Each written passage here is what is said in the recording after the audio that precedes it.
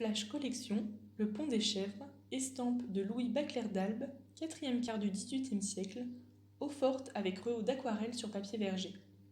Le Pont des Chèvres a été plusieurs fois représenté par Louis Bacler d'Albe. Il se situe entre Servoz et Chèdes, à l'entrée de la vallée de Chamonix.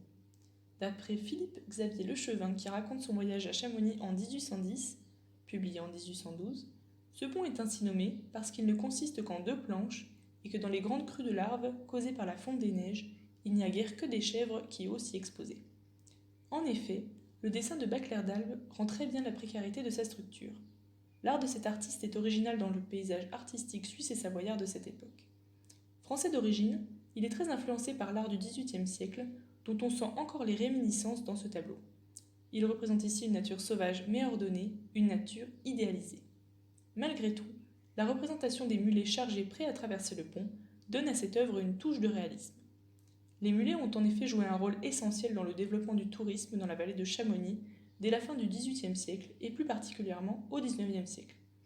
Ils sont employés comme moyen de transport pour aller Chamonix depuis Genève ou Sallanches.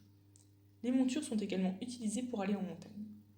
En effet, elles facilitent l'accès à la montagne à des touristes pas nécessairement habitués à la marche sur des chemins accidentés.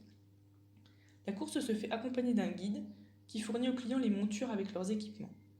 Ainsi, l'article 100 du règlement de la Compagnie des guides de 1846 précise « Chaque mulet devrait être muni d'une selle pour homme, d'une selle pour femme, des harnais, courroies, cordes et autres objets nécessaires, le tout en bon état. » Le prix de la course est payé au guide qui est tenu de reverser son dû au propriétaire du mulet et ou de l'équipement.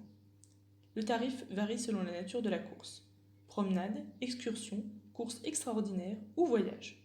Au cours du XIXe siècle, les règlements successifs de la Compagnie des guides de Chamonix s'étoffent d'articles relatifs à l'utilisation des mulets.